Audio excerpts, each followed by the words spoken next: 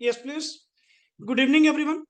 So, in the previous part, हम लोगों ने recently जो टॉपिक अपना कंप्लीट करा, that is chapter number 3, consumer equilibrium के regarding. But sir, consumer equilibrium के हमारे सिलेबस में दो टॉपिक्स हैं.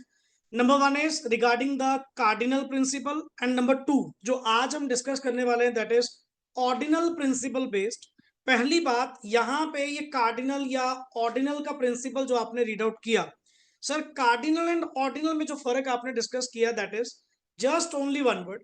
अगर सेटिस्फेक्शन को नंबर्स में मेजर किया जाए, that is called as cardinal utility approach. And अगर सेटिस्फेक्शन को न्यूमेरिकली एक्सप्रेस नहीं किया जा सकता, that means satisfaction quantitative aspect नहीं, क्वालिटेटिव एस्पेक्ट अगर माना जाएगा, तो इन दैट केस हमारा आज का टॉपिक जो है इक्विलिब्रियम को फाइंड आउट करना, कंज्यूमर के इक्विलिब्रियम को फाइंड आउट करना using the ordinal utility approach. One by one उन टॉपिक्स को क्या करेंगे, डिस्कस करेंगे. बट सर, मैं अगेन पहले तो 5 मिनट आपके पुराने टॉपिक्स की रिवीजन करवाना चाहूंगा, जिसमें चैप्टर 3 में आपने जो टॉपिक रीड आउट किया cardinal principle based. Cardinal principle में आपने सबसे पहले तो इंपॉर्टेंट टर्म्स जो रीड आउट की, दैट इज की यूटिलिटी अप्रोच में दो तरह की यूटिलिटी होती है. One is called as total utility and second is called as margin. Total means the sum total of the utility which you gain from the consumption of all the units is basically called as total utility.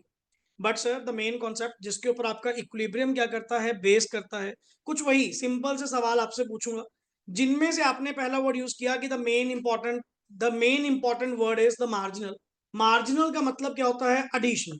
Clear कि sir आपको extra unit consume करने से, successive unit consume करने से additional utility कितनी मिली, ये हम लोगों ने चैप्टर 3 के अंदर वन बाय वन क्या करा, डिस्कस करा. क्लियर. सो अगर मैं जस्ट नॉर्मली लिखने का पॉइंट नहीं है, अगर हम नॉर्मली डिस्कस करें, सबसे बेसिक पॉइंट आपने क्या रीड आउट किया कि सर अल्टीमेटली आपका कंज्यूमर इक्विलिब्रियम की पोजीशन में कब होगा, जब अल्टीमेटली उसका गेन इज इक्वल्स टू क्या होगा, सेक्रीफाइस.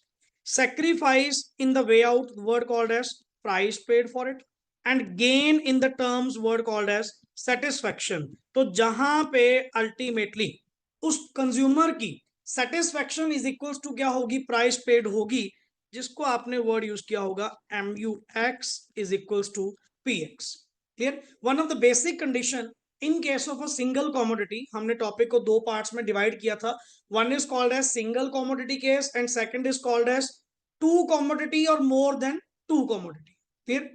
तो नॉर्मली बेसिक पॉइंट पे आपने ये पढ़ा कि इक्विलिब्रियम की कंडीशन क्या होगी, जहां पे MUX इज इक्वल्स टू क्या होगा, PX. तो मैंने कल आपसे कई बार नॉर्मली यही लास्ट लेक्चर में पॉइंट पूछा कि सर वाई इक्वालिटी, कि यहां पे आपने कहा MUX इज इक्वल्स टू ही PX होना चाहिए, वाई नॉट ग्रेटर देन और लेस देन. कि व्हाट इफ, क्योंकि क्वेश्चन वो आपसे यही पूछेगा, MUX अगर ग्रेटर देन क्या होगा, PX, या MUX अगर लोअर देन क्या होगा, PX. यहां पे इक्विलिब्रियम आपका स्ट्रक क्यों नहीं करेगा, बिकॉज हेयर मेरा gain is equal to satisfaction नहीं. अगर मैं केस नंबर 1 की बात करूं, जहां पे आपका MUX ग्रेटर देन क्या है, PX है, sir you are gaining more than that of sacrificing. आपको सेक्रीफाइस कम करना पड़ रहा है, उल्टा गेन क्या हो रहा है, ज्यादा हो रहा है. तो आई थिंक सो ये तो आपका अभी कंज्यूमर लेवल आया भी नहीं, ये तो इक्विलिब्रियम लेवल अभी आपने अचीव करा ही नहीं.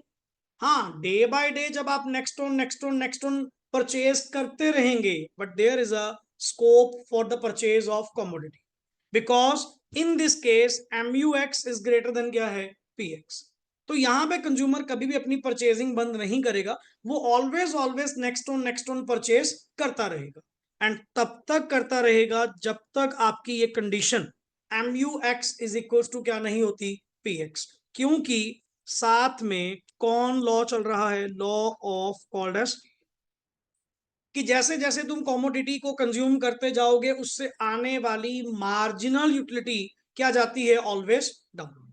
तो सर अगर आप शुरू यहां से होंगे, बट एंडिंग पॉइंट आपका कहां जाएगा, इक्वालिटी पे जाएगा. और जैसे ही गेन इज इक्वल्स टू क्या होगा, गेन इज इक्वल्स टू क्या होगा, सेक्रीफाइस होगा, MUX इज इक्वल्स टू क्या होगा, PX होगा.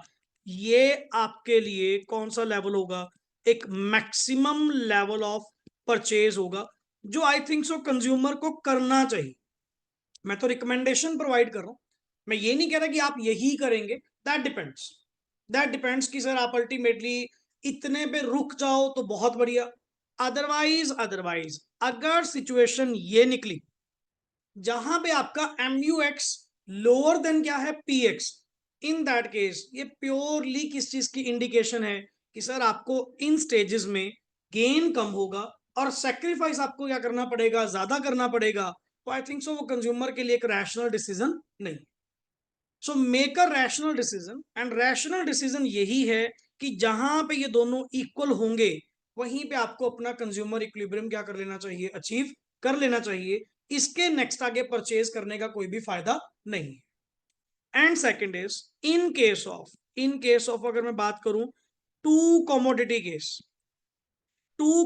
केस, जो बिल्कुल मेरा लास्ट लेक्चर था जिसमें आपने एक एडिशनल लॉ रीड आउट किया, law of word called as equi marginal utility, कि सर अब यहां पे प्रोडक्ट एक नहीं है, मोर देन वन प्रोडक्ट है, तो मुझे अब दोनों के बीच में इक्वालिटी करनी है, फाइंड आउट करनी है, जिसकी condition with respect to price. जैसे एक क्वेश्चन मैं आपसे भी पूछूंगा, उसका रिप्लाई देना, क्या वेदर कंज्यूमर आपका इक्विलिब्रियम की पोजीशन में है या नहीं है। बिकॉज आपने वर्ड यूज किया था, sir I will not compare only MUX with MUY, I will not compare only the satisfaction. हाँ, अगर प्राइस क्या निकला सेम, दोनों कॉमोडिटीज का प्राइस अगर क्या निकला सेम निकला, देन अल्टीमेटली आप इन दोनों को डायरेक्टली क्या कर सकते हो, कंपेयर कर सकते हो कि which one is better, MUX और MUY। अदरवाइज मेरा इक्विलिब्रियम जो स्ट्रक करेगा वो MUX over PX divide by MUY divide by PY। जहां पे ये पूरी सिचुएशन मेरी इक्वालिटी पे जाएगी वहां पे मैं अपना टू कॉमोडिटी के केस में इक्विलिब्रियम सेटअप करूं, जिसमें तुमने लैंग्वेज ये यूज करी कि सर आप इस तरह से पैसा अपना खर्च करेंगे, आप इस वे से कंजम्पशन करेंगे जैसे last rupees spent on one commodity must be equal to last rupees spent on the next one.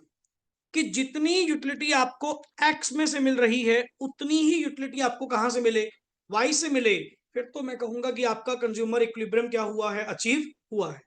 जैसे अपने एग्जांपल के मुताबिक आपने कुछ आई थिंक सो 3 यूनिट्स आपने किसके बताए थे, एक्स के, एंड 2 यूनिट्स आपने किसके बताए थे, वाई के।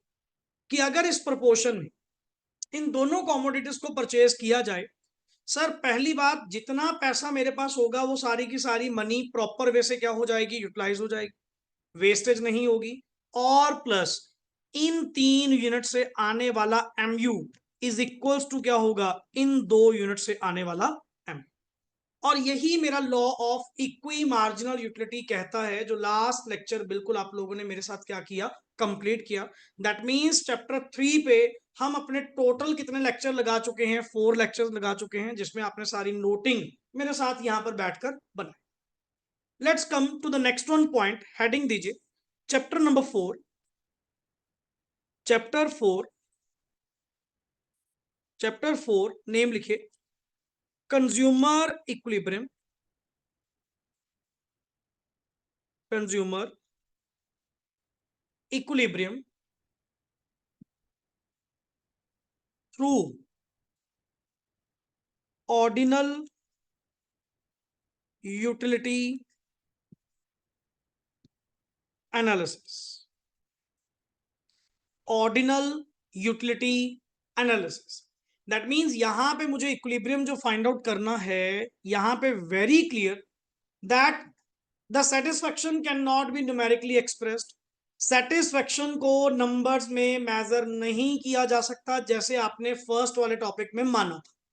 चैप्टर 3 के अंदर तो ये मान लिया था, तो ही तुम अपना इक्विलिब्रियम क्या कर पाए, अचीव कर पाए। यहां पे कहते हैं सर सेटिस्फेक्शन अपने आप में क्वालिटेटिव एस्पेक्ट है, एंड सेटिस्फेक्शन को नंबर्स में मेजर करना अपने आप में पॉसिबल नहीं। और यही हमारी मेन वजह थी इस बुक में 2 चैप्टर्स करने की एज पर द टीयर जैन। Chapter number 3 through the cardinal principle, and chapter 4 that is through the ordinal principle. लिखिए सबसे पहले सर, सबसे पहले एक टॉपिक लिखिए कंजम्पशन बंडल, यहां पे जो हमारी इंट्रो पार्ट में स्टार्ट होगा। कंजम्पशन बंडल, लिखिए, it is a combination, it is a combination of the quantities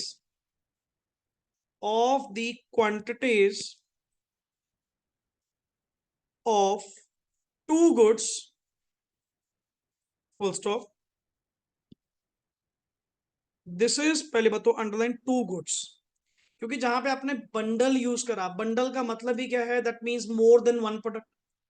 अब जैसे आपने अभी पीछे रिसेंटली जो कॉमोडिटी के केस में फाइंड आउट किया consumer equilibrium, sir that is two commodity case. अब यहां पे मैं मान के चल रहा हूं that is a consumer is purchasing a bundle of goods, bundle of goods means more than one. अब ultimately sir more than one goods के केस में आप अल्टीमेट यहां पे कैसे परचेजिंग करोगे या कैसे परचेज करते हो, what should be the optimum purchase आपके लिए क्या मानी जाएगी, कीपिंग इन माइंड द मनीइंग, क्योंकि कोई भी पर्सन एज अ कंज्यूमर ये चीज नहीं चाहता कि मेरी जेब में जितना पैसा है वो वेस्ट किया जाए। हम लोग ये चाहेंगे बेस्ट टू बेस्ट वो कॉम्बिनेशन चूज करे। एंड यहां पे तुम लोगों का टॉपिक पीपीसी बड़ा काम आएगा। पीपीसी में प्रोडक्शन पॉसिबिलिटी कर्व में आप लोगों ने प्रोड्यूसर का एंगल पकड़ा था, यहां पे आप लोग कौन सा पढ़ने वाले हैं, from the consumer point. And जिन्होंने पीपीसी अभी नहीं भी सुना हुआ, डोंट वरी, बिकॉज यहां पे आप ये समझ लीजिए आपके लिए, आप इनडिफरेंस कर्व पढ़ेंगे तो पीपीसी ऑटोमेटिकली कवर हो जाएगा। क्लियर? तो दोनों में से कोई भी टॉपिक करना, दूसरा बिल्कुल उसके क्या है, ऑपोजिट है। क्लियर? सुनिएगा, this is also called, this is also called bundle of goods. This is also called bundle of goods. Example, bracket में x1 x2, x1 x2, पहली बात, x1 stands for commodity 1, x2 stands for commodity 2, whatever be the quantity, x stands for the quantity, whatever be the quantity you are purchasing of commodity 1, that is called as x1, whatever be the quantity you are purchasing of commodity 2, that is called as x2। तो इसको bundle को लिखा कैसे जाता है bracket में, ऐसे।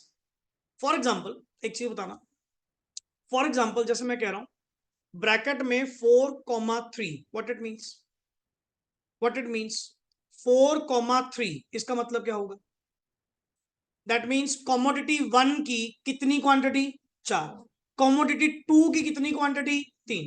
इसको बंडल को लिखा ही ऐसे जाता है ब्रैकेट में x1 x2, 1 and 2 represent for commodity 1, commodity 2, x represent for the quantity of that commodity जो आप लोग क्या करेंगे, मार्केट से परचेज करेंगे। क्लियर?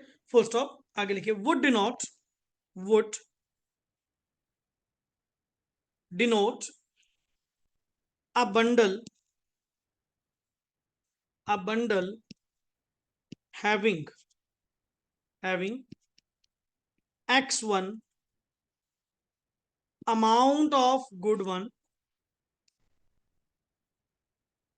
and x2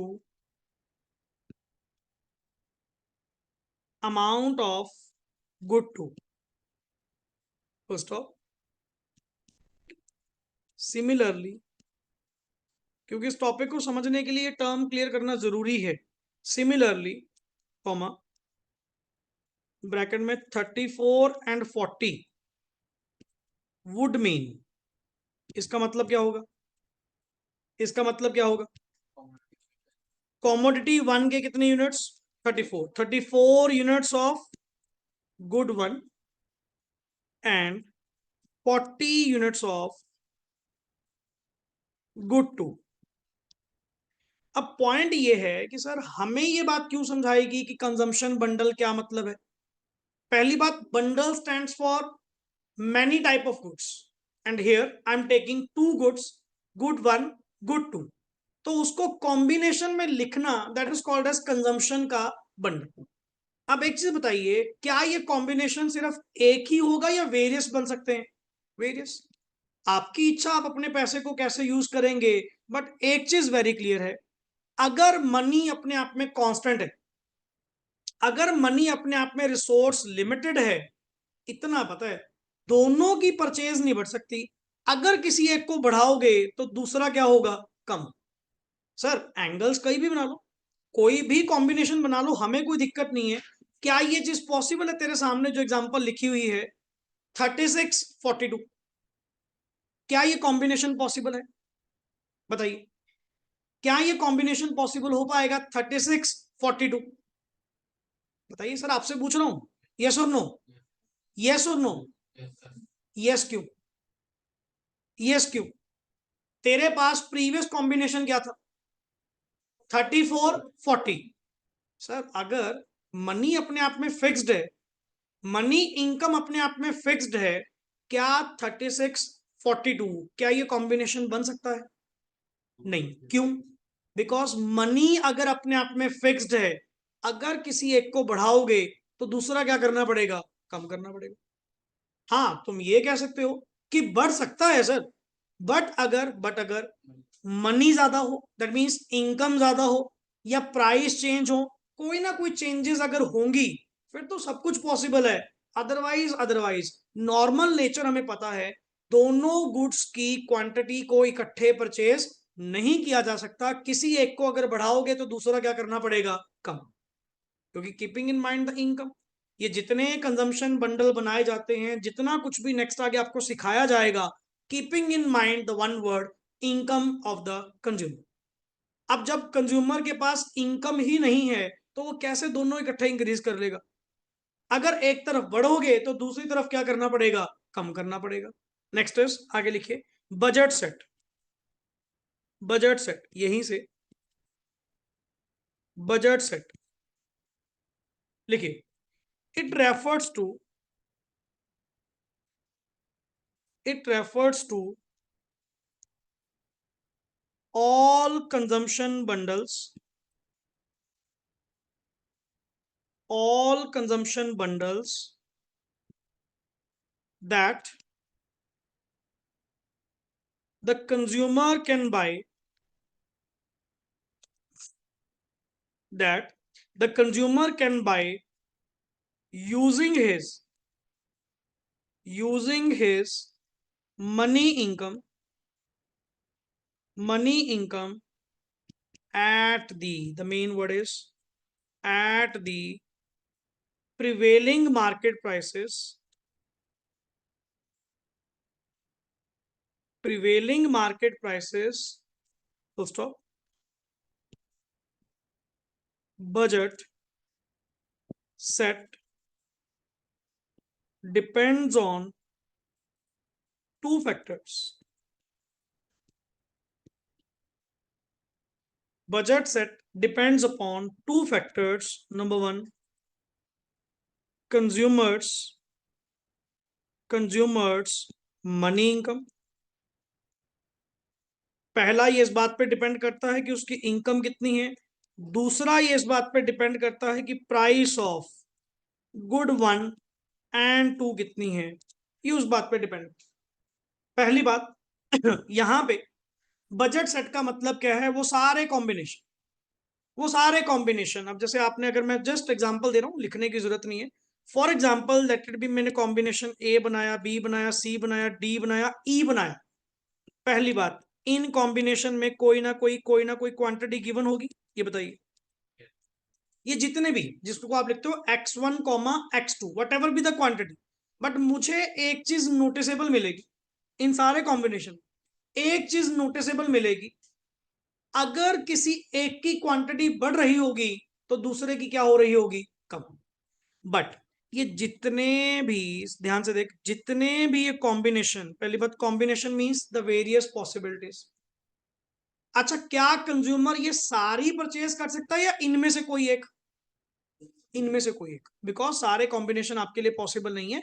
हाँ सर, बट ये चीज श्योर है, इन सारे कॉम्बिनेशंस को कीपिंग इन माइंड, क्या इनकम को ध्यान में रखते हुए सारे कॉम्बिनेशन बनाए गए। सर आप चाहे कॉम्बिनेशन ए ऑप्ट कर लीजिए, कॉम्बिनेशन बी ऑप्ट कर लीजिए, कॉम्बिनेशन सी ऑप्ट कर लीजिए, कोई कर लीजिए, बट सारे तो कर नहीं पाओगे, बिकॉज इनकम आप लोगों की क्या है, फिक्स्ड। तो फिक्स्ड इनकम को ध्यान में रखते हुए मैंने वेरियस पॉसिबिलिटी ड्रॉ करी हैं। आप इनमें से कोई भी कॉम्बिनेशन चूज करो, that is choice is yours. मेरे लिए तो दो गुड्स हैं, X1 एंड X2। अगर ध्यान से देखो सर, चाहे सारा पैसा X1 में लगा दो, चाहे सारा पैसा X2 में लगा दो, वो तुम्हारी इच्छा, या दोनों का कॉम्बिनेशन ऑप्ट करो। बट एक चीज की वेरी क्लैरिटी है, इनकम आप लोगों की क्या है, फिक्स्ड।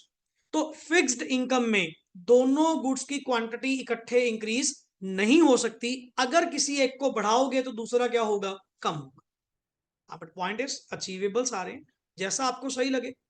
क्यों ये अचीवेबल सारे क्यों हैं, क्योंकि इनकम को ही ध्यान में रखते हुए, income plus second word price of goods को ध्यान में रखते हुए मैंने ये कॉम्बिनेशंस आपको ड्राफ्ट करके दी हैं। Choice is yours. अब आपको यहां पे क्या करनी है, सिलेक्शन करनी है कि आउट ऑफ द 5 कॉम्बिनेशन आप कौन सा बजट सेट क्या करेंगे, चूज करेंगे। वो आपकी इच्छा, जहां से आपको सेटिस्फेक्शन ज्यादा मिले कम मिले वो आपकी इच्छा।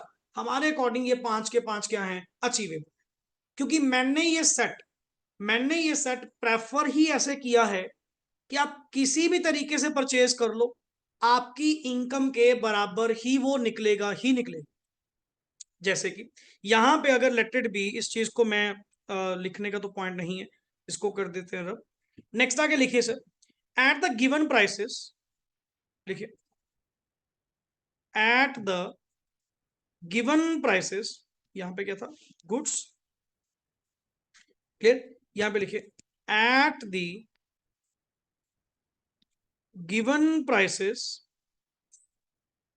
Comma, budget set includes all those consumption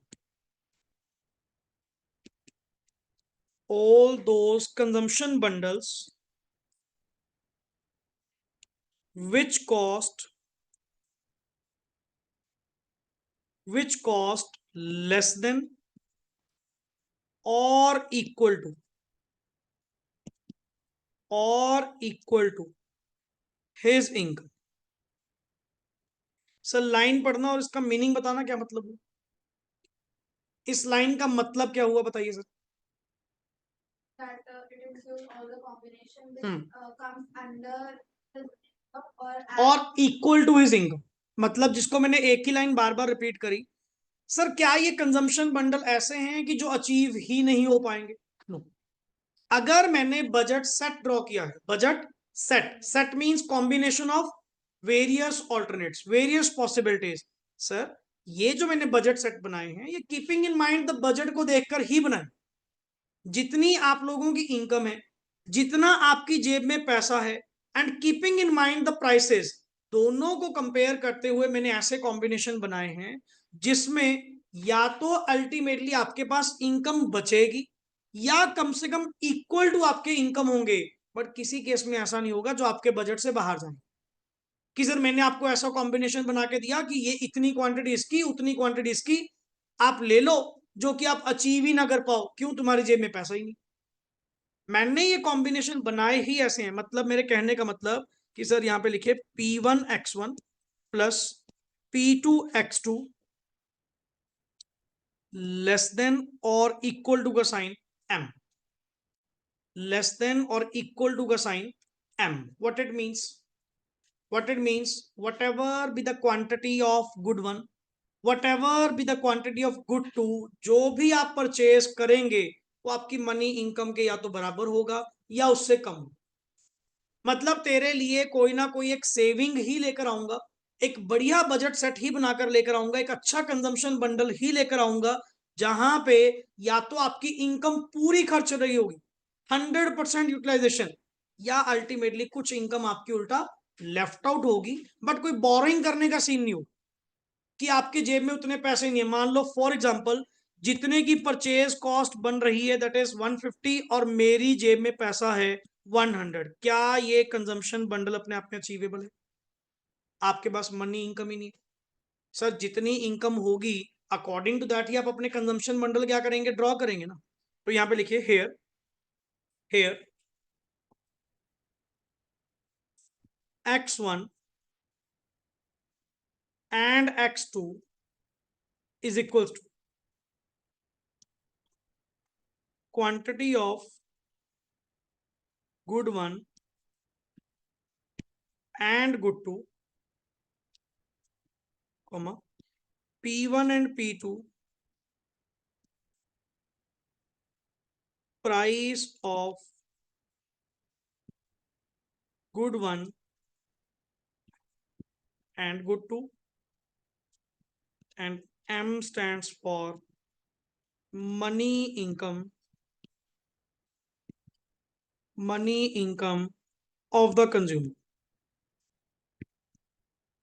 सो इसीलिए टर्मिनोलॉजी यहां पे क्या बनाई गई कि sir P1 price of good 1 into commodity जितनी आपने परचेज करी गुड 1 की क्वांटिटी जितनी आपने परचेज करी, तभी मैंने वर्ड क्या लिखा P1 X1 plus P2 X2, इन दोनों को मिलाकर मैक्सिमम टू मैक्सिमम वो कंजम्पशन सेट, वो कंजम्पशन बंडल आप लोगों का अचीवेबल होगा जो इनकम के बराबर होगा या इनकम से क्या होगा, कम होगा।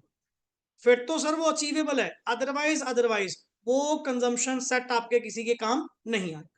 आगे लिखिए सर एग्जाम्पल के तौर पे हम लिख सकते हैं, जैसे example of bundles for P1 X1 plus P2 X2 is equals to M, मतलब लेस देन और इक्वल टू। मैं लेस देन का नहीं बनवा रहा, यहां पे आप लेस देन का साइन ही बनवा दो, less than is equals to. एक बात बताओ, क्या कोई कंज्यूमर चाहेगा कि अल्टीमेटली मेरी इनकम कंप्लीटली यूज ना हो?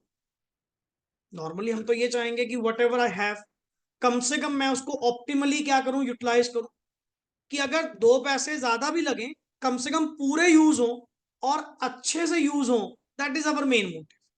फॉर एग्जाम्पल एक चीज बता, हेयर हेयर टोटल एक्सपेंडिचर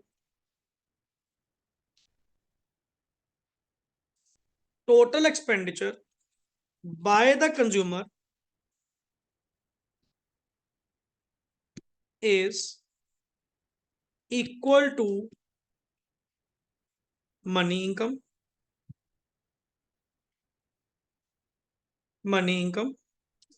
अब लिख, assuming, मैं तुझे केस दे रहा हूं, P1 मान लो प्राइस ऑफ गुड 1 कितना है, 4 per unit, price of commodity 2 rupees 2 per unit, and money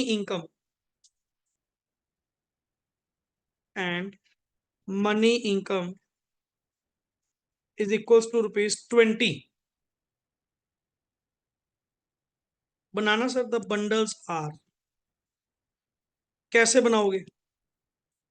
अगर लेट इट बी कॉमोडिटी 1 का प्राइस 4 रुपए है, कॉमोडिटी 2 का प्राइस 2 रुपए और तेरी जेब में 20 रुपए है, कैसे कॉम्बिनेशन बनाओगे? पहला कॉम्बिनेशन बता, पहला कॉम्बिनेशन क्या बनाओगे? या तो इसकी कोई भी नहीं, सारी की सारी दूसरी कॉमोडिटी। सर अगर गुड 1 की 0 तो दूसरे वाले की कितनी आएंगी? 10, क्योंकि तेरी जेब में पैसे कितने हैं, 20 रुपए, एंड दूसरी कॉमोडिटी का प्राइस कितना है, 2 रुपए, तो सर इसकी कितनी बनेंगी, 10। अब चल एक एक करके इंक्रीज करता रहे। दूसरा कॉम्बिनेशन बता, इसका अगर 1 तो दूसरे के कितने आएंगे, चेक कर। कॉमोडिटी 1 का प्राइस कितना था, 4, 20 में से 4 रुपए तो खर्च हो गए 1 पे, बचा कितना, 16 डिवाइड बाय 2 कितना हुआ सर, 8। नेक्स्ट कॉम्बिनेशन बता, इसके 2, उसके कितने आएंगे, चेक कर, उसके कितने आएंगे? अगर इसके 2 आए, 2 इंटू 4 8, 20 में से 8 गए, कितने हुए, 12, 12 डिवाइड बाय 2 उसके कितने आएंगे, 6। नेक्स्ट बताइए कॉम्बिनेशन, आगे चल। अगर इसके 3 आए तो उसके कितने, 4 बना। नेक्स्ट आगे, अगर इसके 4 आए तो उसके कितने आएंगे, 2, उसके कितने आएंगे, 2। एंड लास्ट इज, अगर इसके 5 आए तो उसके क्या आएंगे। क्या ये बात समझ आई, क्या ये बात समझ में आई। अगर तेरा गुड 1 का प्राइस कितना है, 4 रुपए, गुड 2 का कितना है, 2 रुपए, और तेरी जेब में कितने हैं, 20 रुपए। And one thing is, make it clear, मैं कॉम्बिनेशन ही लेके चल रहा हूं कि मैं 2 कॉमोडिटीज के केस में डिसाइड करना चाहता हूं। और ये अभी तो मेरी बजट लाइन, ये अभी मैं सिर्फ बजट ड्रॉ कर रहा हूं, मैं ले नहीं रहा। मैं अभी जस्ट एक टेंडेंसीज बना रहा हूं, एक सिचुएशंस बना रहा हूं कि अगर लेना पड़ा भी तो मैक्सिमम टू मैक्सिमम कितनी क्वांटिटी। देखो जी, पहली और आखिरी पॉसिबिलिटी तो ये है, ये बताओ पहले, पहली और आखिरी पॉसिबिलिटी क्या है। पहली और आखिरी पॉसिबिलिटी क्या है, दोनों में से किसी एक को परचेज करो, कंप्लीट परचेज करो, दूसरे को मत ही। पर इतनी भी क्लैरिटी है, जैसे जैसे किसी एक को बढ़ाओगे तो दूसरा क्या करना पड़ेगा, कम। चेक कर ले, 10, 8, 6, 4, 2, 0। दैट मीन्स दोनों गुड्स के बीच में कौन सा रिलेशन है, इनवर्स। किसी एक को बढ़ाओगे तो दूसरा क्या करना पड़ेगा, कम करना पड़ेगा। सर एटलीस्ट मुझे यहां पे ना एक चीज की श्योरिटी है, इनमें से चॉइस इज योर्स, कोई भी कॉम्बिनेशन चूज कर, combination A B C D E, कोई चूज कर। एक चीज की श्योरिटी है, एक चीज की गारंटी है, वो क्या, मेरा पैसा पूरा यूज होगा। 20 के 20 रुपए मेरे पूरे क्या हो रहे हैं, खर्च हो। दैट मीन्स मेरे पास कोई भी इनकम लेफ्ट आउट नहीं होगी कि जिससे मैं अपनी सेटिस्फेक्शन बढ़ा सकता था, जिससे मैं नेक्स्ट आगे और परचेजिंग कर सकता था। ऐसा कोई भी पॉइंट एप्लीकेबल नहीं, क्योंकि मैंने इसको बनाया ही, इन बंडल्स को बनाया ही 2 वे से है। One is keeping in mind the income, second is keeping in mind the price. इन 2 चीजों को ध्यान में रखते हुए ही ये बंडल्स बनाए गए। आगे लिखिए, next is full stop, consumer budget constraint, topic का नाम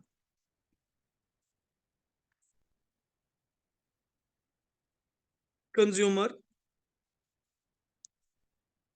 budget constraint, consumer budget constraint. लिखिए जी, द बजट कंस्ट्रेंट या it refers to a situation when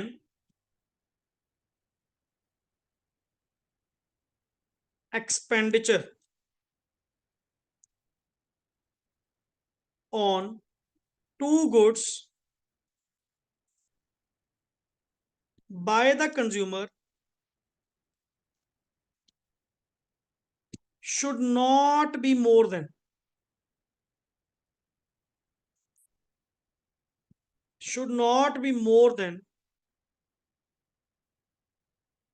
the income of the consumer। अच्छा, यहां पे ना कंस्ट्रेंट का मतलब लिख ले, कंस्ट्रेंट का मतलब होता है लिमिट, लिमिट। अब यहां पे एक चीज बता, जो भी आपने ऊपर बजट सेंड अपना बंडल बनाए, जो भी बनाए, कीपिंग इन माइंड क्या चीज, आपने 2 फैक्टर्स को ध्यान में रखा। One is the price of the commodities and second is the money income. अब एक चीज बता, इन दोनों में से कंस्ट्रेंट, कंस्ट्रेंट मतलब लिमिट किसके कारण लगी हुई है कि मुझे यही बंडल में से ऑप्ट करना पड़ेगा, मैं किसी और को ऑप्ट नहीं कर सकता, मैं किसी और को इंक्रीज नहीं कर सकता, मुझे इन 5 में से ही कोई ना कोई कॉम्बिनेशन चूज करना पड़ेगा। मेरे पे कंस्ट्रेंट किसने लगाई, लिमिट किसने लगाई, दैट इज मनी। सर आप पैसे बढ़ा दो, आप लिमिट बढ़ा दो, अकॉर्डिंगली आपके बंडल्स चेंज होने क्या हो जाएंगे, शुरू हो जाएंगे। मतलब सर ये जो आपका बजट है ना, बजट ही अपने आप में क्या है, कॉन्स्ट्रेंट। अब आप कई बार परचेजिंग करने जाते हैं, लेट इट बी आप कार परचेज करने गए या कोई महंगी चीज परचेज करने गए, इन दैट केस सामने वाला पर्सन सेल्समैन आपसे क्या पूछता है कि सर आपका बजट क्या है, मतलब कितनी स्पेंडिंग, क्या मुझे एक एस्टिमेट सा मिल पाएगा, कि मैं फिर आपको उस अकॉर्डिंग टू ही थिंग्स क्या करूंगा, शो करूंगा। अगला पता क्या कहता है, जब कंज्यूमर कंफ्यूज हो रहा होता है रिगार्डिंग दिस और दैट, फिर वो कहते हैं कि सर आप मुझे बताइए, मैं आपकी हेल्प आउट करता हूँ परचेज करने, मैं आपको परचेज करने में हेल्प आउट करता हूँ, बस मुझे ये बताइए कि आपका बजट क्या है, कितने तक का सामान आपको चाहिए, कैसी तरह की वो क्वालिटी होनी चाहिए, मुझे जस्ट 2-3 पॉइंट्स बताइए, मैं आपको उसके बारे में क्या करूंगा, हेल्प आउट करूंगा। तो वो तभी तभी अपनी एक लिमिट बता देता है कि सर मेरी मैक्सिमम लिमिट है जी 50,000, मुझे 50,000 तक की क्या चाहिए, चीज चाहिए, इससे ऊपर नहीं चाहिए। तो वो जो भी कॉम्बिनेशंस दिखाएगा, जो भी ऑल्टरनेट्स वगैरह वो शो करेगा, वो होंगे ही कौन से, 50,000 या 50,000 से नीचे, क्योंकि आपने एक लिमिट क्या कर दी, डिसाइड कर दी कि सर इसके ऊपर तो जाने की जरूरत ही नहीं। अब लेट इट बी, कई कंज्यूमर ऐसे होते हैं जो अपने आप में कंफ्यूज्ड पर्सनैलिटी हैं कि सर लेने को चीज महंगी भी ले लेंगे, लेने को चीज सस्ती भी ले लेंगे, ये कोई अपने आप में पॉइंट नहीं होता। आपको अपना माइंड सेट करना होगा कि आपको अल्टीमेट चीज कितने तक की चाहिए। ऐसा ना हो कि चीज आपने सस्ती लेनी है, मैं आपको महंगी दिखाता जाऊं, या चीज आपने महंगी लेनी थी और मैं आपको सस्ती दिखाता जा रहा हूं। तो अगले इसीलिए सेल्समैन मोस्ट कॉमन सवाल ये पूछेंगे, सर आपका बजट क्या है। लाइक आप फोन परचेज करने गए, फोन तो कई कैटेगरीज में आते हैं, अलग अलग तरह के आते हैं। वो आपसे क्या पूछते हैं कि आपका सर बजट कितना है, कितने पैसे आप लगाना चाहते हो, कोई लाइक 20 to 25 के बीच में। मैंने एग्जैक्ट तो नहीं पूछा, मैंने क्या पूछा, मुझे जस्ट एक रेंज बता दो, सो दैट कि मैं आपको नेक्स्ट वैसी कॉमोडिटीज क्या करूंगा, शो करूंगा।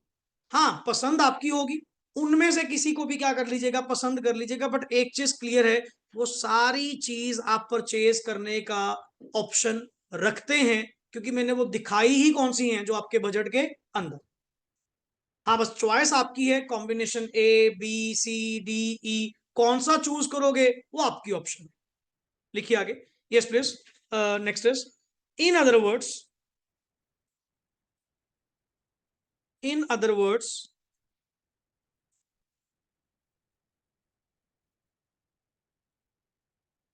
Budget constraint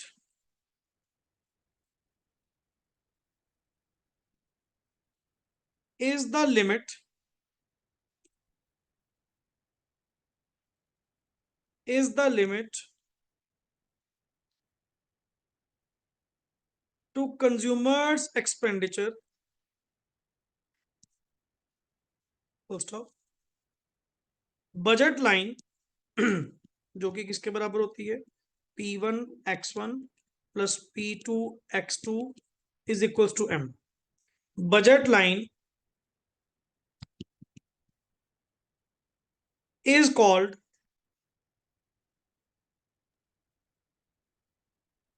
budget constraint which show the limit on the bundles, on the bundles that a consumer, that a consumer can afford। मतलब जिसको कहते हैं कि सर आपको आपकी मैक्सिमम हद बताना, जहां तक रहते हुए आप अपनी परचेजिंग कर सकते हैं, एंड दैट मैक्सिमम हद इज आपकी बजट लाइन, कि आपका बजट कितना है, आपकी मनी इनकम कितनी है, and your budget must be equal to money income होना चाहिए। अदरवाइज वो थिंग्स आप लोग परचेज नहीं कर सकते। लास्ट वर्ड अच्छा है कि that a consumer can afford, मतलब ये ऐसे कॉम्बिनेशंस आपको निकाल के देगा, ऐसे कॉम्बिनेशंस आपको बना के देगा जो एक कंज्यूमर बड़े इजीली क्या कर सकता है, अफोर्ड कर सकता। और यही मेरी जानने की कोशिश थी कि सर मैं आपका एक बार बजट पहले चेकआउट कर लूं कि वो चीज पॉसिबल है भी या नहीं। ऐसा ना हो कि मैं आपको चीजें क्या दिखाता रहा और आपका तो बजट ही बहुत कम था। इसीलिए इसीलिए सेल्समैन भी ना अपना टाइम वेस्ट ना करने के लिए सबसे पहले आपसे क्या ले लेते हैं, बजट ले लेते हैं। सर मुझे एक टेंटेटिव सी अमाउंट बता दो कि कहां तक आपको गुड्स जो हैं वो सूट करेंगे। अदरवाइज पता क्या है, जैसे आप कहते हैं कई बार हिचकिचाते हैं कि अल्टीमेटली क्या बजट बताना, नहीं सर फिर भी कोई जस्ट एक एवरेज सी कोई अमाउंट सी कोई आइडिया, जस्ट मुझे इतना सा हो जाएगा कि मतलब इतने तक आप लेने को राजी। अब लेटेड भी आपने अपना आइडिया क्लियर कर दिया कि दैट इज अप टू 40,000 तक मैं मोबाइल एंड ऑल जो भी मैंने लेना है मैं परचेज करने को राजी। ठीक है, मैं वैसी कॉम्बिनेशन वैसी ऑप्शंस आपको दिखाऊंगा। आपने मुझे कहा नहीं सर अप टू 25,000, ठीक है मैं अप टू 25,000 तक दिखाऊंगा। मैं नेक्स्ट वाली शो ही नहीं करूंगा, बिकॉज आपने अपने बजट के ऊपर क्या लगा दी, लिमिट लगा दी कि मैं मैक्सिमम मैक्सिमम इतने की ही क्या करूंगा। लेट इट बी, मेरे केस में क्या हुआ, जब न्यू कार हमने परचेज करनी थी एट दैट काइंड, मतलब सेकंड कार जब हमने परचेज करनी थी, हमारा मन ऑलरेडी वेल प्रिपेयर्ड था कि दैट मीन्स अप टू 10 तक ही हमें क्या लेनी है, अपनी कार लेनी है 10 लाख तक। हाँ ज्यादा से ज्यादा 10 के 10.5 हो जाएंगे, 11 हो जाएंगे, दैट डजेंट मैटर। मतलब 10 11 क्योंकि कैपिटल एक्सपेंडिचर करने लगे हो इतना तो वेरिएशन आपको मिलेगी। बट ऐसा तो नहीं 10 की कह के मैंने 20 की परचेज कर ली, बिकॉज मैंने पहले क्या कह दिया, मैं कहा सर मेरे बजट से बाहर है, मुझे जो कार चाहिए वो अंडर 10 चाहिए। वो कहते सर आइए आपके लिए ऑप्शंस फिर ये वाली बचती हैं, ये वेरिएंट्स बचते हैं, आपको ये वाली वेरिएंट्स में से ही लेना पड़ेगा दैट यू कैन अफोर्ड, जो आप इजिली क्या कर पाएंगे, अफोर्ड कर पाएंगे। मैं कॉम्बिनेशन ही वो दिखा रहा हूं, लेना ना लेना आपकी इच्छा, कौन सा लेना वो आपकी इच्छा। मैंने आपको अंडर बजट वाली क्या कर दी, आपको टाइम थिंग्स बता दी कि सर ये आपके बजट में आती हैं, आप इनको इजिली अफोर्ड कर पाओ। नेक्स्ट इज, आगे लिखिए। नेक्स्ट इज, अब जैसे आपने सर फॉर एग्जाम्पल पीछे आपने ऑलरेडी बंडल्स वगैरह क्या कर लिए, प्रिपेयर कर लिए। Now the next topic is budget line. Budget line, और इसको वर्ड बोलते हैं प्राइस लाइन। प्राइस लाइन लिखिए जी, बड़ा अच्छा टॉपिक है। आप एक चीज कहते हैं ना, बजट लाइन मींस अपनी मैक्सिमम हद, जहां तक हम जा सकते हैं, जहां तक हम कॉम्बिनेशन परचेज कर सकते हैं, that is called as our extent. कहां तक आप लोग अपनी परचेजिंग अफोर्ड कर सकते हो, that kind of limit is basically called as budget line. Clear? नहीं तो अदरवाइज जैसे नॉर्मली मुहावरों में वर्ड यूज करते थे ना कि सर उतने ही पैर पसारो जितनी चद्दर हो। अल्टीमेटली जितना आप अफोर्ड कर सको उतने ही खर्चे करने चाहिए, because expenditure must be equal to और लेस देन क्या होना चाहिए, इनकम। अदरवाइज आपके सर नेक्स्ट आगे अगर डेफिसिट होने लग गए, एक्सपेंडिचर आपने ज्यादा करने शुरू कर दिए, इनकम लेवल आपके कम है, कभी ना कभी सिचुएशन ऐसी आएगी, माइट भी आप इंसॉल्वेंट हो सकते। तो बेटर है कि इनकम देखकर ही इनकम देखकर ही आप अपने खर्चों को पालिए, ना कि खर्चे कर कर नेक्स्ट आगे इनकम जनरेट करिए। ये रिवर्स पॉइंट है, पहले अपनी जेब देखो फिर पैसा खर्च करो कि मैक्सिमम अपनी हैसियत क्या है। आगे लिखिए। Yes please. अब budget line,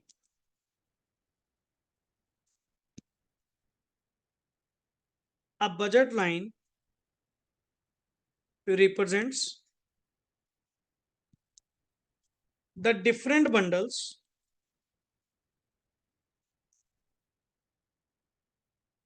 the different bundles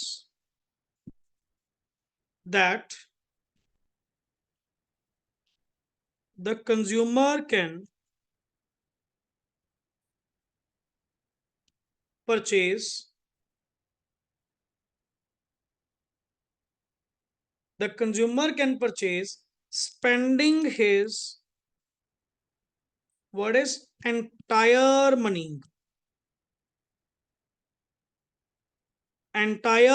income at given prices, at given prices। मतलब here बजट लाइन पे तो एक चीज वेरी क्लियर होगी, P1 X1 plus P2 X2 always किसके बराबर होगा, M stands for money income. क्यों, ये आपकी एक मैक्सिमम हद बताएगी। अच्छा एक चीज बता, क्या कोई कॉम्बिनेशन ऐसे भी हो सकते हैं जो बजट लाइन के अंदर हो, क्या कॉम्बिनेशन ऐसे हो सकते हैं जो बजट लाइन के अंदर हो, दैट इज अटेनेबल, वो तो पॉसिबल है क्योंकि कम से कम बजट लाइन के अंदर तो है। अच्छा कॉम्बिनेशन ये भी होंगे जो बजट लाइन पे होंगे, that are also attainable. But कोई भी बजट ऐसा, सॉरी कोई भी कॉम्बिनेशन ऐसा नहीं होना चाहिए जो आपकी इस बजट लाइन को क्या करे, क्रॉस करे, बिकॉज क्रॉस करने की हैसियत अपने में नहीं। मेरे पास जितने पैसे थे, मेरे पास जितनी मनी इनकम थी, कीपिंग इन माइंड मैंने अपने कॉम्बिनेशंस ऑलरेडी पहले बनाए थे कि sir this is my maximum limit, इससे ऊपर मैं पैसा खर्च नहीं कर पाऊंगा, बिकॉज अगर सिचुएशन ये हो गई, that means expenditures are greater than your money income. Sir ये तो पॉसिबल ही नहीं, आपके पास पैसा ही अवेलेबल नहीं। हाँ, ये पॉसिबल जरूर है कि सिचुएशन ये क्या हो जाए, रिवर्स हो जाए, that is also possible. But कोई कॉम्बिनेशन ऐसा नहीं होगा, कोई बंडल ऐसा नहीं होगा जो आपकी इस बजट लाइन से क्रॉस करेगा। सर क्रॉस करेगा भी, वो अचीवेबल नहीं है, मेरे पास पैसा ही अवेलेबल नहीं है। तो जो भी कॉम्बिनेशन बताइएगा, जैसे मैं बार बार एक ही चीज पे जब आप मुझे गुड्स दिखाने लगे, मैं कह सर 25 तक दिखाना, 25 तक दिखाना, मैं बार बार क्यों आपको रिकमेंड कर रहा हूं कि आप गलती से मान लो 30-35 हजार की चीज आपने दिखाने शुरू कर दी, मैंने पहले ही क्या कहा था कि 25 तक दिखाना, 25 या 25 से कम, ये सारे अपने आप में अफोर्डेबल, ये सभी अपने आप में क्या है, अफोर्डेबल थिंग्स में आते हैं कि मैं इनको अफोर्ड कर सकता हूं। क्लियर, लिखिए नेक्स्ट आगे sir. After that it is a graphic presentation, it is a graphic presentation of all those bundles, all those bundles which cost, which cost the amount just equal to, just equal to the income of the consumer, just equal to the income of the consumer, full stop. The following table, the following table is based upon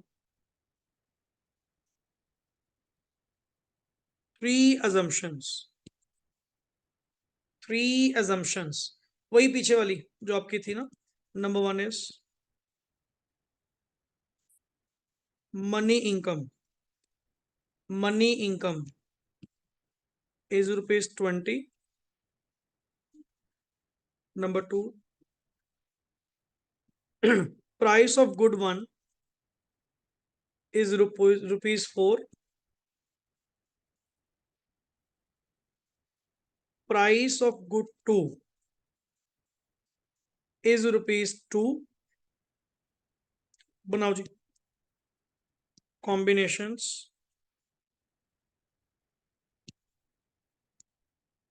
quantity of good 1,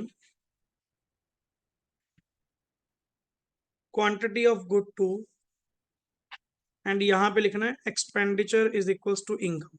ये prove करके देना साथ के साथ। पहले तो combination अपन कितने बनाए थे, कुछ 6 बनाए थे, देखना A B C D E, total कितने थे ब्रैकेट पिछली बार, 6 थे क्या? बनाओ जी 6 के 6।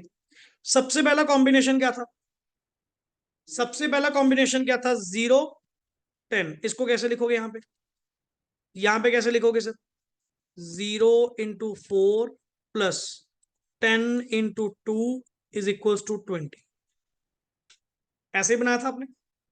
नेक्स्ट आगे ड्रॉ करो अपने आप, ड्रॉ करिए अपने आप। नेक्स्ट वाला ये 1, और इधर कितना था 8, नेक्स्ट वाले पे 2, 3, 4, लास्ट 5 तक गया था, यहाँ 0 था। यहाँ पे 2 के बाद यहाँ पे कितना 6, 6 के बाद 4, 4 के बाद 2।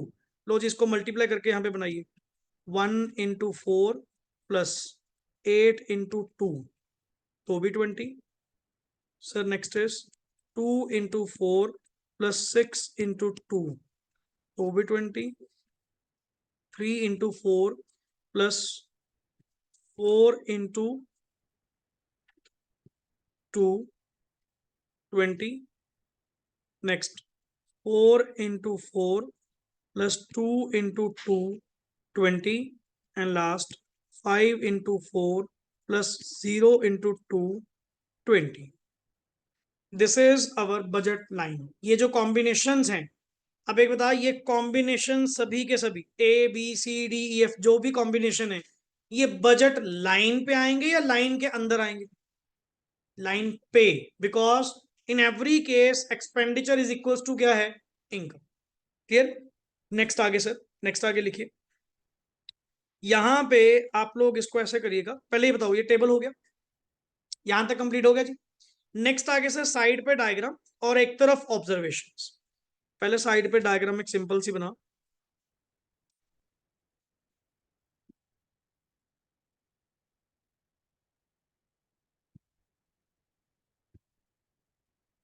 y एक्सिस 0, x नीचे गुड 1 गुड 2, एंड यहां पे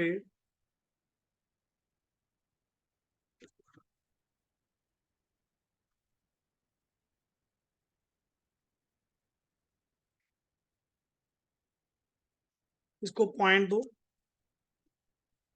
A पॉइंट, और लास्ट वाला कौन सा था? F point. पहले तो ये बताओ, ये एक्सिस को क्यों टच कर रही है? Because one of the combination is 0। Clear? Combination A में सारी की सारी क्वांटिटी किसकी थी? गुड 2 की, एंड 1 की क्या थी? 0। इसीलिए ये एक्सिस को क्या करेगी? टच करेगी, because there is a possibility, there is a possibility to spend all the income in one good only. There is a possibility, that is why तुम्हारी बजट लाइन, पहली बात। अच्छा, डाउनवर्ड स्लॉपिंग क्यों है? डाउनवर्ड स्लॉपिंग क्यों है? Because good 1 and good 2 के बीच में कौन सा रिलेशन है? Inverse. But sir downward sloping तो ठीक है, वो तो स्लॉपिंग हुई, स्ट्रेट लाइन क्यों है? सब में कांस्टेंट स्लोप आ रही है, देख चेक कर, 10 8 6 4 2 0। कॉन्स्टेंटली कॉन्स्टेंटली वो क्या कर रही है? डाउनवर्ड जा रही है। That is why straight line downward sloping आप लोगों की क्या बनेगी? कर्व बनेगी। हर चीज का मीनिंग है, मीनिंग समझिएगा, डायग्राम तो अल्टीमेट आपको समझ में आएगी, नॉट जस्ट क्रैमिंग कर देने की बस ऐसे बना देंगे। हर चीज का मीनिंग है। और इन बिटवीन यहाँ पे आपके कौन से पॉइंट थे? BCD और BCDE।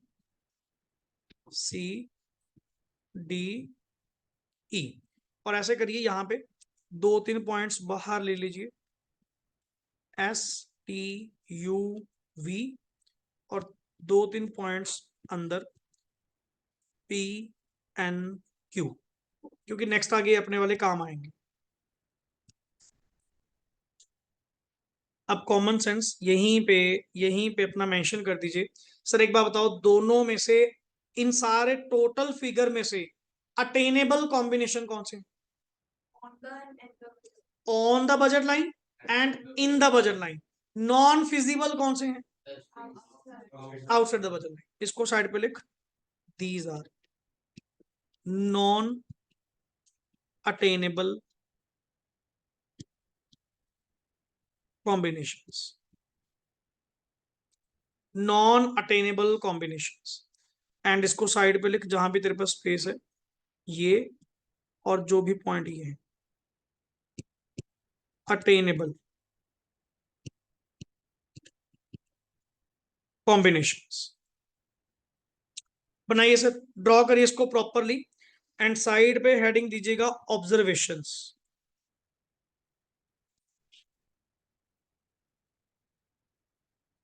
ऑब्जर्वेशंस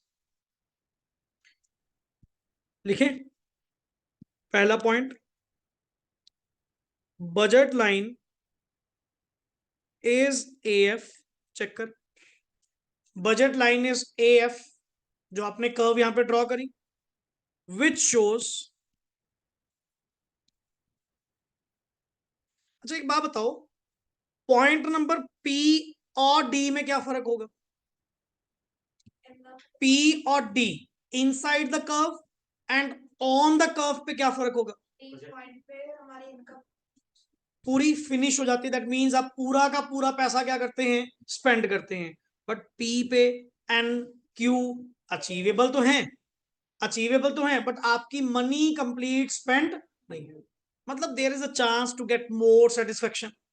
आपके पास चांसेस होंगे कि आप और खर्च कर सकते थे और नेक्स्ट आगे सेटिस्फेक्शन ले सकते थे, बट डी पॉइंट मतलब point on the curve, on the line, line पे जितने पॉइंट्स होंगे उनमें एक चीज की श्योरिटी है, तू कॉम्बिनेशन ए ले, B C D E F, कोई कॉम्बिनेशन लो, सारे के सारे अचीवेबल है।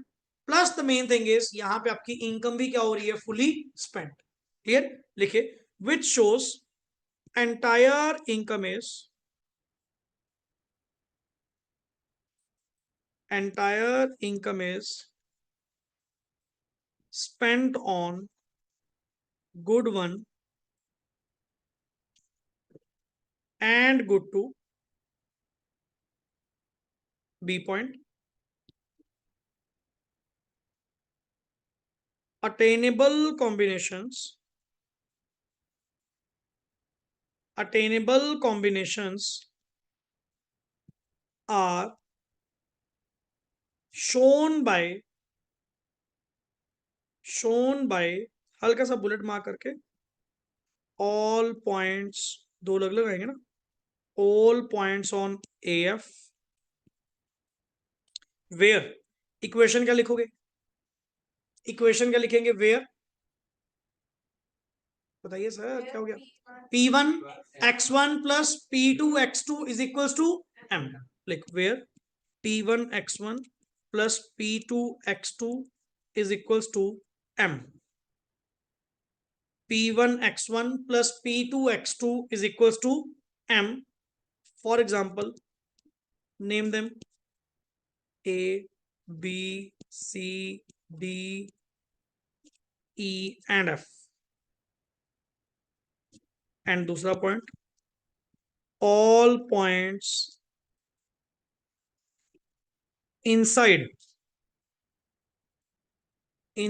the AF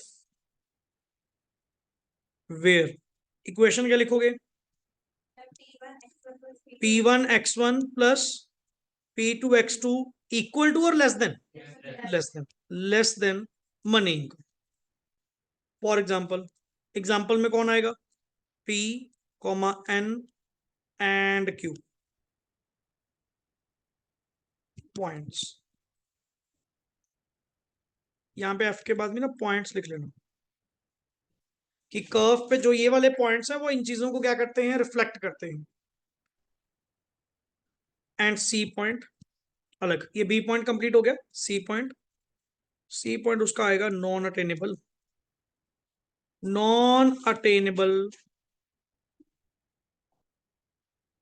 combinations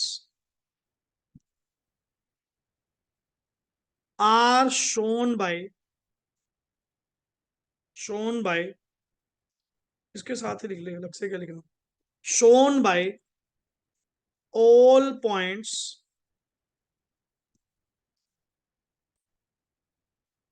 to the right of AF, bracket लिख, outside the budget line, outside the budget line by all points to the right of AF where अच्छा यहां पे इक्वेशन क्या लिखोगे, P1 x1 plus P2 x2 is greater than M. For example, points कौन से थे वो बाहर वाले, S, T, U and V, S, T, U and V, full stop. पहले तो ये बताइए सर यहां तक किसी का कोई डाउट, जब टॉपिंग स्टार्ट करा था देन एक अलग चीज थी, देन ये लग रहा था कि सर ये कंजम्पशन बंडल, ये बजट सेट क्या है क्या नहीं, अब इक्वेशन माइंड में बैठनी शुरू हुई कि sir if we are buying two commodities, तो in that case my expenditure must be equal to क्या होना चाहिए, मनी। अगर वो इक्वल टू मनी इनकम ना हुआ, या तो अंडर यूटिलाइजेशन होगी या वो मेरे बजट से बाहर चला जाएगा, जो मेरे लिए पॉसिबल वैसे ही नहीं। तो इन this case what should be the optimum level, optimum level आपके अकॉर्डिंग टू क्या निकला, जहां पे ना अंडर यूटिलाइजेशन हो, ओवर मैं कर नहीं पाऊंगा, तो अल्टीमेटली मेरा एक्सपेंडिचर मस्ट भी क्या होना चाहिए, इक्वल टू मनी, क्योंकि वहां पे P1x1 plus P2x2 is equals to क्या होगा, मनी इनकम होगा। एंड दैट ऑल, पहली बात एक चीज बताओ, जितने कॉम्बिनेशन तुमने यहाँ पे बनाए, तो एक बात बता, जैसे ये कॉम्बिनेशन ABCDEF जो एक ही कर्व पे आ रहे हैं, क्या मैंने ये कहा कि अल्टीमेटली इनमें से ए ही ले, डी ही ले या एफ ले? Sir choice is yours, combination आपका होगा, आप बताइए कि आपको कौन सा चूज करना है। मैंने आपको आपकी मैक्सिमम हद बता दी और ये भी कह दिया इस बजट लाइन से ऊपर वाले जितने भी पॉइंट्स होंगे वो आप लोग अचीव नहीं कर पाओगे, बिकॉज उसके लिए आपके पास पैसा अवेलेबल नहीं। तो बेटर है कि सर अपने बजट के अंदर रहकर ही क्या करिए, काम करिए, उतना ही एक्सपेंडिचर करिए जितना अल्टीमेट आपके पास क्या हो, पैसा हो। एक्स्ट्रा एक्सपेंडिचर करने से कोई भी फायदा नहीं है, ना तुम कर पाओगे, वो बोरिंग्स ही बोरिंग्स इंक्रीज होती जाएंगी, फिर कल को लौटानी भी पड़ेगी। जैसे आजकल जो पंगा पड़ा हुआ है क्रेडिट कार्ड्स का, डेबिट कार्ड्स और क्रेडिट कार्ड्स में यही फर्क है। डेबिट कार्ड में जो आप लोग अपनी मनी स्पेंड करते हैं वो आपका ही पैसा है जो आपके अकाउंट में पड़ा है। Credit card is basically a kind of loan given by the banks, and credit card से लोगों की स्पेंडिंग क्या हो चुकी है, इंक्रीज हो चुकी है, कि कोई बात नहीं, कौन सा आज पैसे देने, 40-45 दिन बाद, 50 दिन बाद, 60 दिन बाद पैसे देने दे देंगे, तू आज तो खर्च कर। लोगों की स्पेंडिंग कंजम्पशन क्या हो गई है, इंक्रीज हो गई है। अब जो तो पर्सन सही वे से उसको इस्तेमाल करते हैं वो उतना ही खर्च करते हैं जितना मैक्सिमम वो नेक्स्ट आगे उसको लौटा पाएंगे। अब बहुत सारे लोग क्या करते हैं, अल्टीमेटली स्पेंडिंग कर दी ज्यादा, पहले तो सोचा नहीं, एंड बाद में जाके फिर पछताते हैं कि सर इसके बिल भी तो भरने पड़ेंगे, है तो लोन है, वापस भी तो करना पड़ेगा। एंड ऊपर से अगर कभी क्रेडिट कार्ड का गलती से भी बिल पेंडिंग रह जाए, पे आउट नहीं करा, सर आपके सिबिल स्कोर डायरेक्टली क्या होते हैं, खराब होते हैं, क्रेडिट स्कोर आपका खराब होता है, एंड नेक्स्ट ऑन लोन लेने में बड़ी दिक्कत आती। लोग समझते ही नहीं, वो कहते हैं जी बैंक वाले फ्री में पैसा बांट रहे हैं, फ्री में कोई कुछ नहीं है। जो भी लोन आपको दिया गया, जो भी क्रेडिट कार्ड, खुश हो रहे होते हैं अल्टीमेटली कि मेरी स्पेंडिंग लिमिट बढ़ गई। बैंक वालों का क्रेडिट कार्ड में पहले जो 60,000 की लिमिट थी अब 1 लाख की हो गई, दैट इज 1 लाख तक का लोन आपको दिया जाएगा। सर आपकी एलिजिबिलिटी बड़ी है, पैसा तो वापस करना पड़ेगा, फ्री में तो नहीं बांट रहे वो पैसा। तो that is the main thing जो आपको यहाँ पे टेकअप करनी होती है कि सर बजट में रहते हुए चीज करी जाए, दैट इज मोर फ्रूटफुल। अब ऐसे ही आप लोग हमेशा क्या करते हो, as a rational rational mind, आप कभी भी अपना एक्चुअल बजट तो रिलीज ही नहीं करते। जो आपकी एक्चुअल स्पेंडिंग है ना, जहां तक आप कर सकते हैं, आप हमेशा उससे एक लेवल नीचे ही परफॉर्म करते हैं। क्यों? बिकॉज बजट्स हैं, स्टैंडर्ड्स हैं, जब खर्च करने लगेंगे, करते करते करते फिर भी 2-4 पैसे ऊपर ही हो जाते हैं। इसीलिए जब आप एक चीज बताइए, जब आप घर बनाते हैं, आप आर्किटेक्ट्स को बजट ज्यादा बताते हो या कम बताते हो? क्यों? आकी नहीं, पता है कि करेगा, पता है कि बाय डिफॉल्ट अगर वो अपना ये काम परफॉर्म करेगा, 100% उनकी आदत होती है। आपने बजट दिया, मान लो सपोज आपका बजट था 75 लाख, आप कभी भी 75 नहीं बताओगे, आप हमेशा कितना बताओगे, 60 लाख या 50 लाख, उससे भी डाउन, कि ताकि ये सोच समझकर पैसा क्या करे, खर्च करे। मुझे पता है इसकी आदत है, इसकी फितरत है कि अल्टीमेटली अगर 60 बताया ना, ये 70 का खर्चा करवा देगा, बट कम से कम मैं अपने बजट के अंदर तो रहूंगा। अगर इसको पहले ही मैंने कितना दिखा दिया, 75, ये और क्रॉस करवाएगा, मैं कहां से लेकर आऊंगा, मेरे पास तो इतने पैसे है ही नहीं। इसीलिए एक बजट सेट होना, एक माइंड सेट होना सबसे जरूरी। Without the mind set, without the budget, next आगे पॉसिबल नहीं। सर आप हमेशा हमेशा गलती करेंगे करेंगे। गवर्नमेंट के केस में मैक्रो लेवल पे, ये तो माइक्रो है ना, गवर्नमेंट के केस में what is the biggest problem, income इतनी होती नहीं जितने गवर्नमेंट क्या कर देती है, एक्सपेंडिचर कर देती है, and expenditures are always greater than क्या निकलते हैं, इनकम। दैट इज वाई तुम्हें अपनी इकोनॉमी का बजट हमेशा किसमें मिलता है, डेफिसिट में।